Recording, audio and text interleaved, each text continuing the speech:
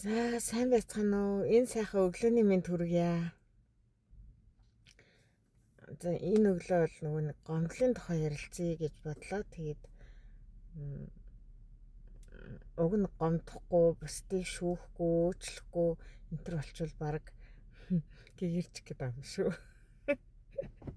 За тэгээд гомдохгүй ах ямар энгийн арга байдаг вэ? Та нар минь хуваалцаарай. Тэгээд ямар ч ус гомдож байгаа гэдгийг эхлээд ажиглаад сурах хэрэгтэй ах гэж боддог. Миний хувьд л тэгээд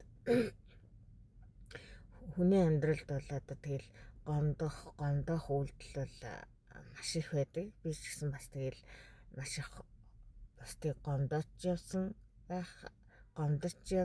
одоо бас тэгжил амьдарч яваа байх л та. Гэхдээ бол нэг үе одоо бас ажигладаг болсон гэж байгаа. Энэ үйлдэлүүдийг аль болохоор хийхгүй байж өөрийгөө болон бусдыг зовоохгүй байх юмсан гэж хичээж явж байгаа. Харин одоо гэхдээ идэвхтэй дургу хүргэх гомдоох үйлдэлүүд бас гарсаар л байдаг амьдрал юм болохоор тэгээд энийг одоо өнгөрөөхөд суралцж байна гэж юу. Ийм байна. Тэгээд бүх зүйл хугацаатай. Тэгээ хүний амьдрал маш богинохон гэдгийг л маам зөндөө хэлдэг байсан. Даанч би ойлгох ухаан байгаагүй. Тэгээд одоо бол тэр ямар богинохон юм бэ амьдрал гэдгийг нэрээ ойлгоод байгаа. Тэгээд одоо бас хин нэгэн хүн гомдох юм бол за яах вэ? Энэ хүн ямар ч бай, би ч бай, бид 100 жилч наслах штэ дахиад гэж бодоход л нөгөө нэг миний бол гомдол алга болчихдог.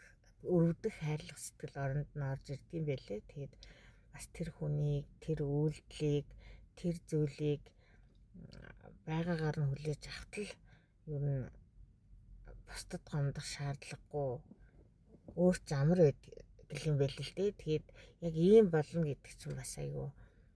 Үгүй яг хэлэхэд бол амархан. Тэгээ хийхэд бол бас айгүй асуудалтай. Нилийн их ингээд хичээл зүтгэл орж сэтгэл зүрх маань амгалан болж гин үгүй юу гэдгийг тэгээд мэдэрч байгаамаа гэж юу.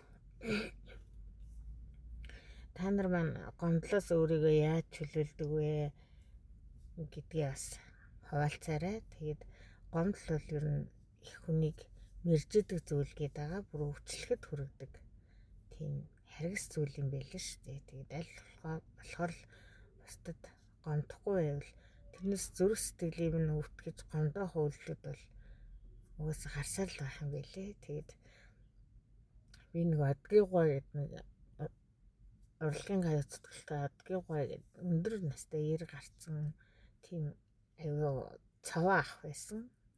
Манай хууд байсан. Тэгээд тэр өвгөөс та яаж ингэж аюу урт наслваа гэх нэг асуусан. Тэгсэн чинь 3 зүйл хийсэн. Нэгдүгürt хөдөлгөөнтэй байсан. Би биеийн тамир хийдэг байсан. Хоёрдугаарт би арх уудгүй. Гуравдугаарт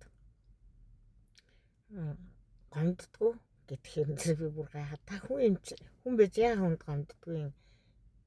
Би ойлгохгүй юм гэдгсэн чинь үгүй гомдно л доо. Гэхдээ тэр хүн юм чинь гомдлгүй л яах вэ? Гэхдээ тэр гомдлыг зүрх сэтгэл рүүгээ хүнд битгий тусгаж аваарэ. Зүгээр л тий нанаа л гомдоод тий өнгөрөөч чаарай. Зүрх сэтгэл рүү орсон юм чил ингээ хүнийг нэрээд урт наслуулахгүй шүү гэдэг. Тэгж хэлжсэн. Тэгээд та бүхэн минь энэ өдрийг сайхан өнгөрүүлээрэй. Комментээр хуваалцаарай.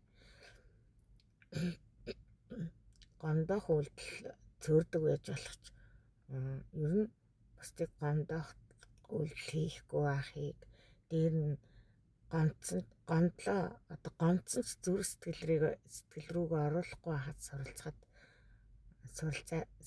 үнэхээр сонирхолтой юм байл шүү гэд та бүхэнтэйгээ хуваалцлаа. Өдрийг сайхан өнгөрүүлээрэй. Баярлалаа.